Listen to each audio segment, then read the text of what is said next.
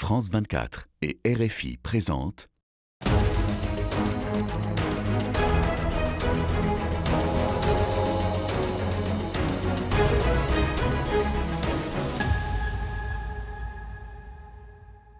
Bonjour à tous et merci de nous rejoindre pour Ici l'Europe, votre émission sur France 24 et Radio France Internationale. Nous allons nous pencher sur l'état de notre économie, singulièrement sur celui de la zone euro et de la Bulgarie qui vient de rejoindre justement l'euro. L'administration Trump a mis à rude épreuve cette semaine la relation transatlantique et l'onde de choc économique d'une guerre commerciale toujours annoncée, déstabilise les Européens. Et nous allons en parler tout de suite avec Valdis Dombrovskis. Bonjour. Bonjour. Vous êtes le commissaire européen en charge de l'économie et de la productivité, ancien Premier ministre de Lettonie, du parti de droite qui correspond au PPE pour l'Union européenne. Alors, les plans de Trump sur le Groenland restent très flous. Faut-il remettre vite au vote du Parlement européen cet accord très déséquilibré de commerce qui implique 15% de droits de douane pour nous et 0% pour eux? Tout d'abord, il est positif que nous ayons réussi à replacer le dossier Groenland sur une base plus constructive. Le président Trump a donc supprimé en quelque sorte ses revendications à l'égard du Groenland, ainsi que ses menaces tarifaires à l'encontre de l'Union européenne. L'accent est désormais mis sur le renforcement de la sécurité dans la région arctique.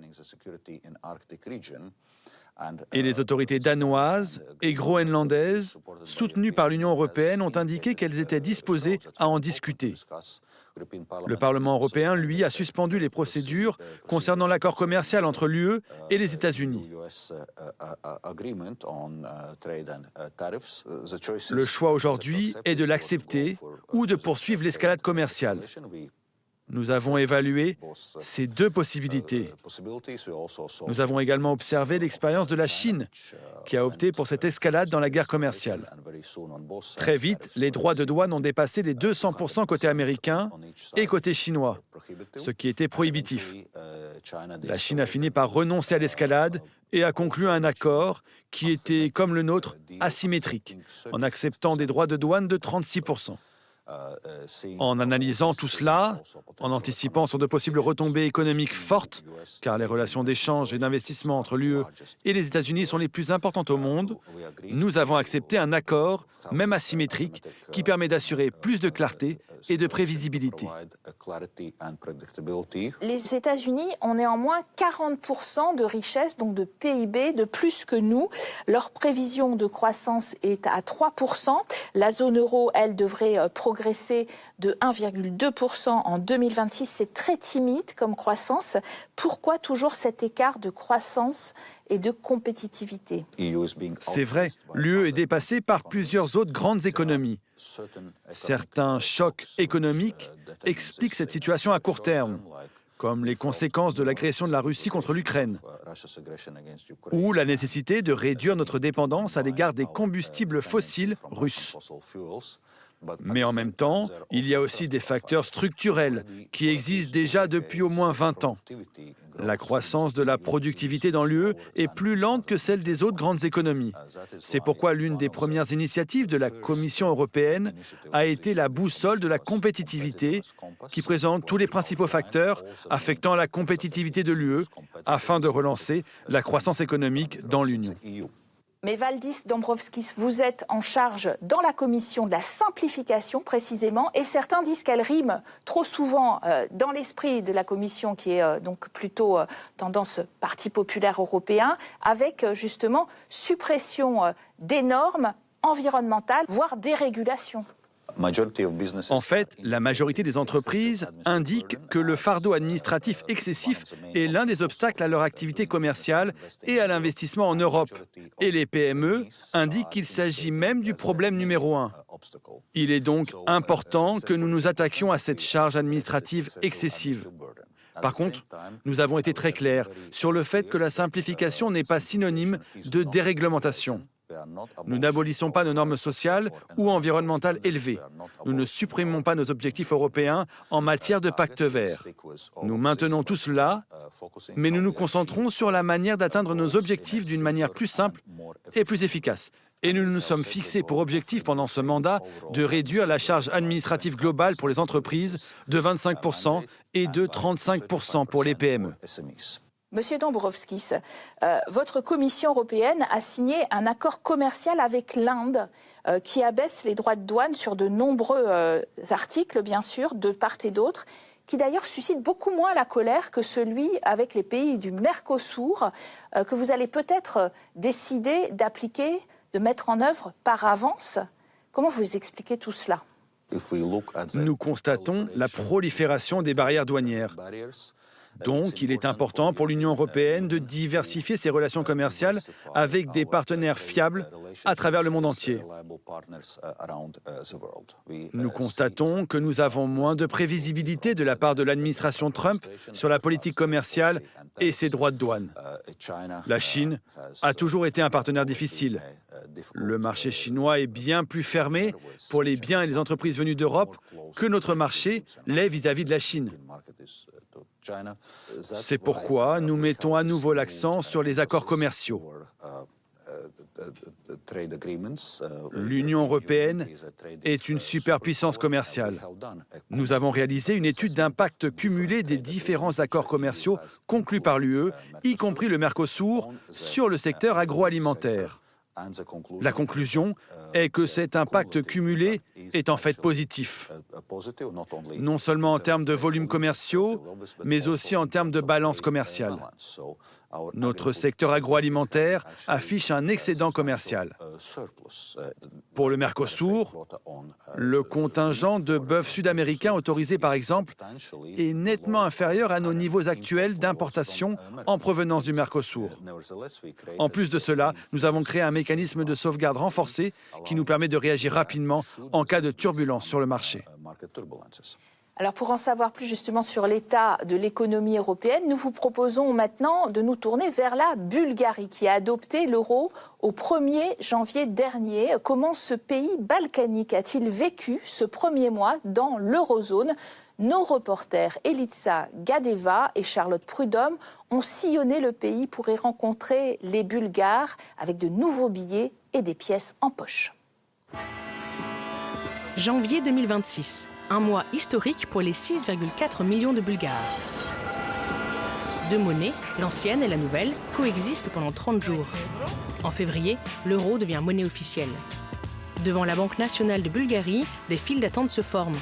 Les gens échangent leurs lèvres contre des euros. Certains sont là depuis l'aube.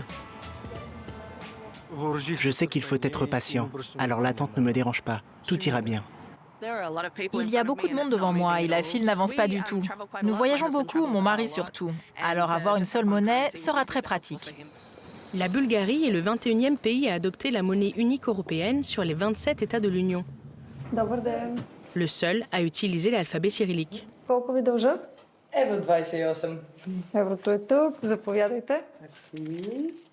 Pour Maria Gabriel, ancienne vice-première ministre de Bulgarie et commissaire européenne, la nouvelle pièce en euros est la preuve que la fierté nationale et les valeurs européennes peuvent prospérer ensemble. Aujourd'hui, les symboles de l'histoire bulgare sont sur la monnaie des nouveaux euros, vont voyager à travers toute l'Europe. C'est un moyen pour la Bulgarie de faire connaître sa culture et son histoire. L'entrée dans l'eurozone pour la Bulgarie, cela signifie d'abord une reconnaissance pour les efforts du pays, une reconnaissance pour la Bulgarie qui est au cœur de l'Europe par les décisions qui vont être prises pour des politiques auxquelles elle n'a pas participé jusqu'ici au sens aussi actif. Une bonne nouvelle aussi pour le secteur du tourisme qui représente 8% du PIB bulgare en 2025. La plupart de nos clients sont étrangers. L'entrée dans la zone euro va sûrement beaucoup nous aider. Ça va simplifier les choses. Nos clients veulent souvent payer en euros et maintenant, ils peuvent le faire. L'adhésion à la zone euro a été un long parcours, mais la Bulgarie est parvenue à remplir les 4 critères de convergence exigés. La stabilité du taux de change était déjà actée, le LEF étant arrimé à l'euro depuis 1999. Le pays est dans les clous pour son déficit budgétaire, 3% du PIB en 2024, et sa dette très basse, 24% du PIB. Les taux d'intérêt à long terme ont été contenus, 4% sous le seuil de référence. En revanche, contrôler l'inflation a été la tâche la plus ardue selon cet économiste. Elle est considérée comme maîtrisée à 2,7% en moyenne en 2025.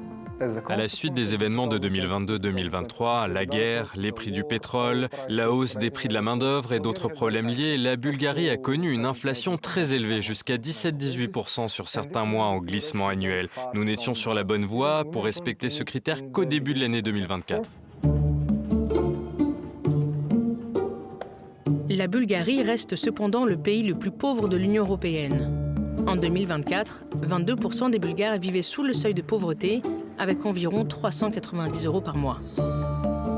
Beaucoup, dans les petites villes et les régions défavorisées, sont très attentifs au prix des produits de base. Trenda Filka est retraitée, elle touche une pension mensuelle de 327 €. Les poireaux ont l'air bien. On va rentrer pour voir les prix. 2 ou 3 mois avant l'entrée dans la zone euro, certains prix ont augmenté. Avec ma pension, c'est très dur. Mais je m'en sors grâce à la retraite de mon mari et avec l'aide de mes enfants.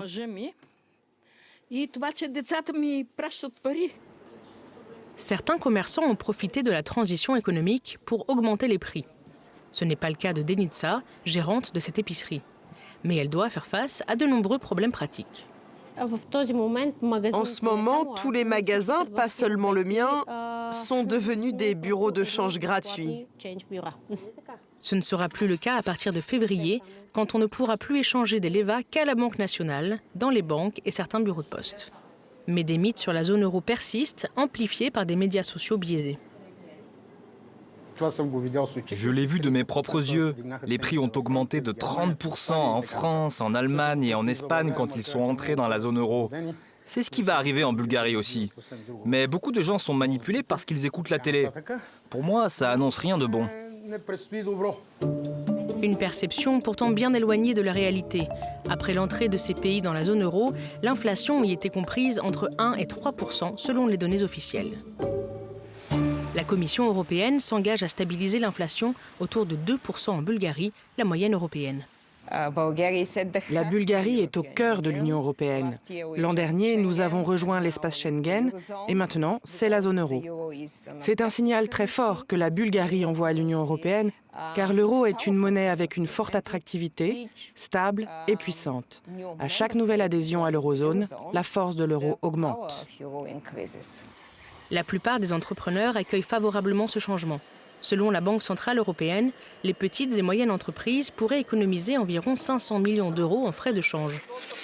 C'est le cas de Valentin Strekalovski, à la tête d'une usine de production de barres protéinées de 150 personnes. Il exporte 95% de sa production.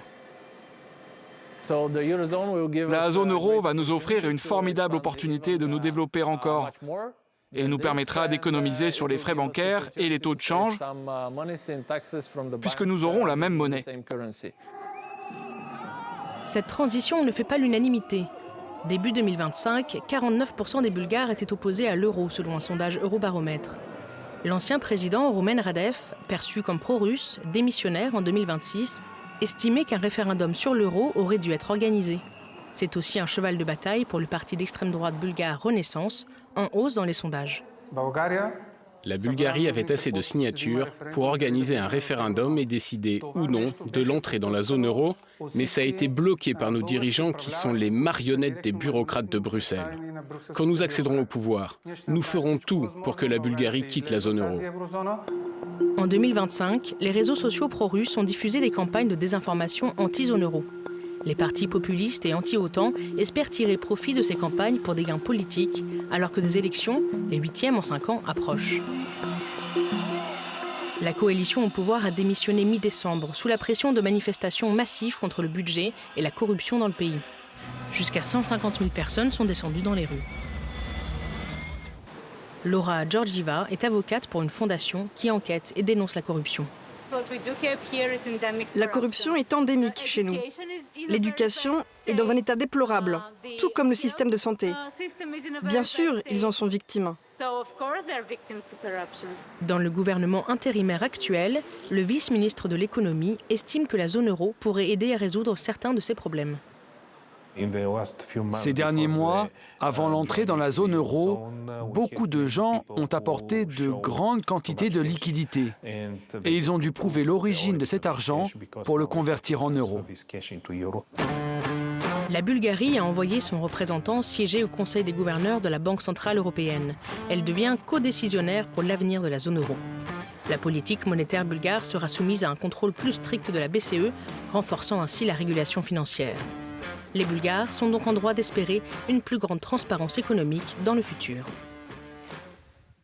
Valdis Dombrovskis, le passage de la Bulgarie à l'euro en 2026 sera-t-il synonyme de succès pour ce pays, la Bulgarie, le plus pauvre d'Europe, pour la zone euro? Avec cette adhésion, la zone euro recouvre 84% de l'économie de l'UE.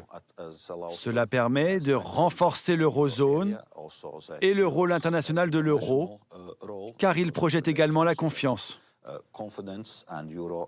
Cela positionne l'euro comme monnaie ouverte avec un pouvoir d'attraction sur de nouveaux membres.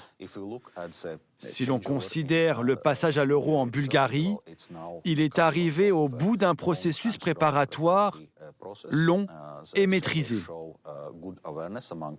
Les enquêtes montrent que la population a bien été sensibilisée aux questions clés, telles que la double circulation et le double affichage des prix. Et dans l'ensemble, l'impact de l'adhésion à la zone euro sur les prix reste très limité. En général, il se situe entre 0,1 à 0,3 points d'inflation supplémentaire à moyen terme.